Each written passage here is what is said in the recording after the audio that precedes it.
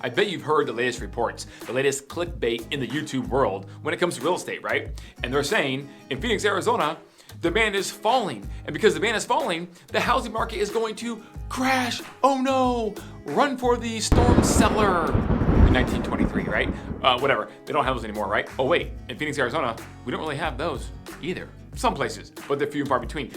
Irrespective of that, guys, this video is gonna clear up any misconception about low demand, housing market crashing, or anything else that you've heard, because we're gonna talk about the elephant in the room that really no one's talking about because it's not as cool to talk about, and that is supply, right? Supply and what that's doing to the overall Phoenix outlook here in the short term and long term moving into 2023.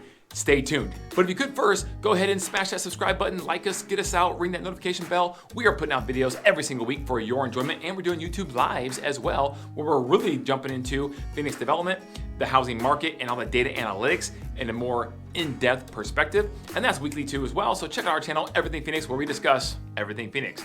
That's how I came up with that name, guys. Pretty creative and clever, right? I'm not that smart. According to a recent study, Phoenix is actually at an undersupply of dwelling units to the tune of 720,000. Okay, that is a shortage of housing by anyone's standards. So in this video, we're gonna talk about a couple reasons as to why that may be the case. Well, number one, everyone knows this. It's primarily because not as many people are selling their houses. Why? Because they have a low interest rate. Guys, for the last several years, interest rates have been so low that the vast majority of homeowners have purchased and or refinanced at an interest rate that is, let's say, at least 3.5% or lower, and many of these at 3% or lower. And so the motivation for someone to move to another property has to be great. Otherwise, they're just not going to do it because their payment on their house is so incredibly cheap.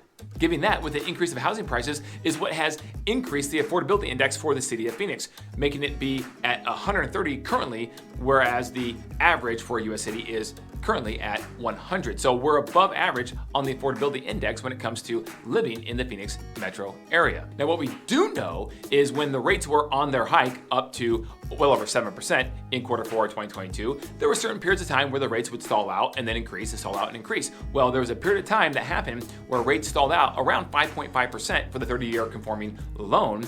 And when that happened, the market actually moved with frequency. So the data would tell us that for Phoenix, if we can be around that 5.5% rate on a 30-year conforming loan limit, that we're gonna probably have a good, balanced, somewhat healthy market. So that would tell us that a good amount of people who have interest rates locked maybe below 3% or somewhere around there are willing to potentially make the move and get a little bit higher of a loan if they can be at least at 5.5% or lower. So that is kind of the magic number we're kind of hoping that we can get back to somewhat soon here in 2023 with the Fed jumping around the federal funds rate and therefore having an indirect effect on the 30-year mortgage rates. The other main aspect here is supply and demand. Now, this is simple economics, economics 101 that most of us probably took in high school or college.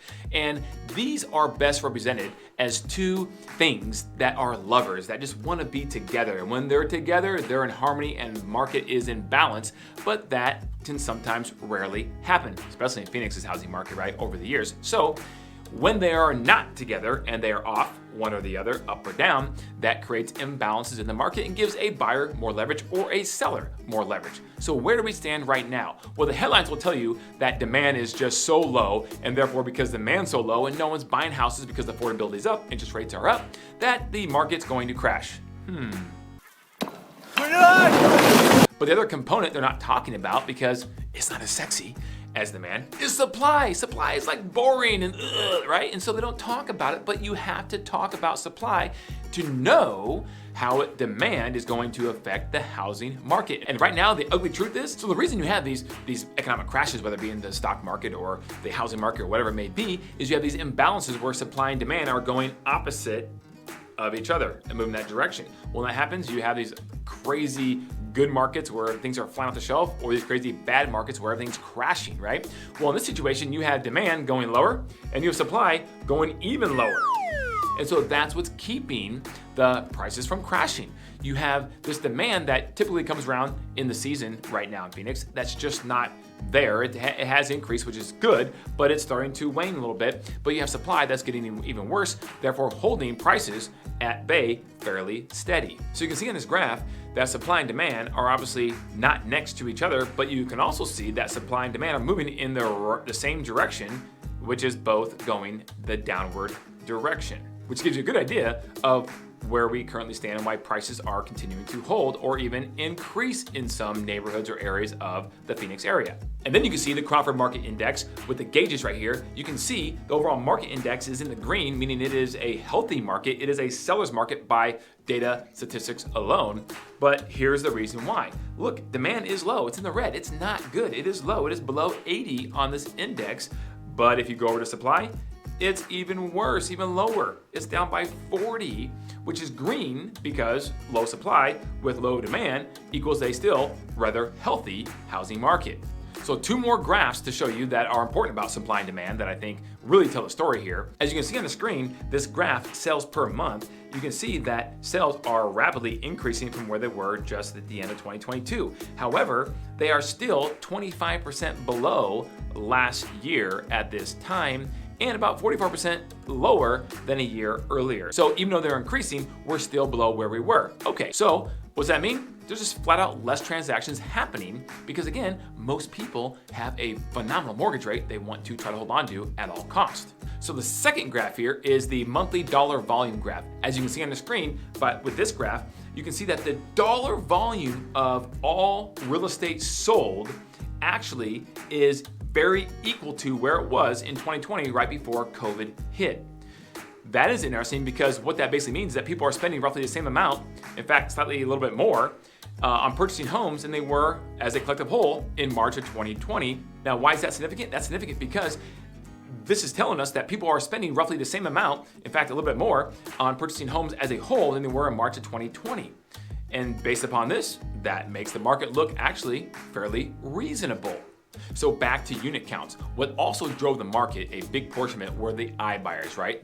The institutional money that were direct to seller buying homes for cash at a discount so they could turn around and hopefully resell them, right, for a profit. Well, that all went to the wayside here recently when the market went down. They were losing a lot of money and still are losing a lot of money. Here are the percentage numbers of the big four iBuyers that were still in the game, that some are not anymore, from a year ago. Zillow down 100%, Redfin down 100%, OfferPad down 100%, and Open Door down 93%. Overall, institutional investor purchases are down around 69%. But there's some good news, okay? And these are more healthy numbers for this number, okay? New homes are barely down for the year. Wholesale transactions are only down 13%. Normal owner-occupied transactions are what is actually keeping our housing market doing really well here in Phoenix. A lot of that is due to jobs and the influx of the economy doing really, really well, and all these high-paying jobs especially coming to the Phoenix area, especially in the new construction home market. There are a lot of inventory homes that are available actually, and they're being eaten up and sold to owner-occupied buyers. That's a really healthy thing. But will the home building supply be able to keep up with the owner-occupied demand of all the population increase that's coming to Phoenix looking to buy houses? That's a good question. And this is where we could have some continued supply constraints as we move towards the rest of 2023. What do I mean by that? Guys, look at this graph on the screen, and this is a big concern for lack of supply moving in 2023. You can see that new building permits issued are dramatically down.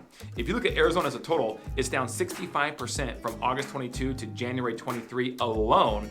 And if you look at just the Phoenix, Mesa, Chandler area, the whole greater Phoenix area, is down 68%. Whereas for the last 2 to 3 years, we were getting about 3,000 plus permits approved and pulled every single month. Now we're down around 1,000 to 1,100 for the last couple months. So guys, that's a big reason as to why we may have some undersupply, because if we're not continuing to build homes to meet that demand that is actually coming in, even though it's lower than it usually is, that's going to keep prices up and potentially keep prices increasing, keep prices fairly steady. So that crash that everyone's talking about for Phoenix, that just may not happen. In fact, there's no data out there that suggests that it will. So that being said, if you're looking to jump in, you may want to think about doing it.